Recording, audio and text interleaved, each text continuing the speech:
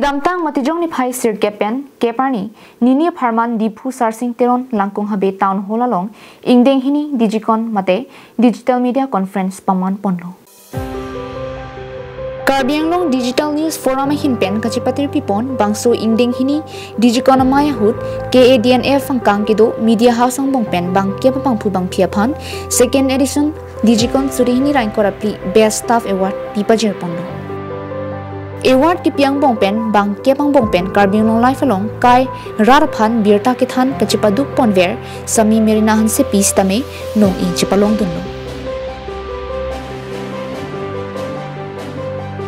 Sami Merina Hansepi lake dipu rong monjer ward number troxia long kido Philip Hansepen sang pi hukuri tirang bietum asupilo.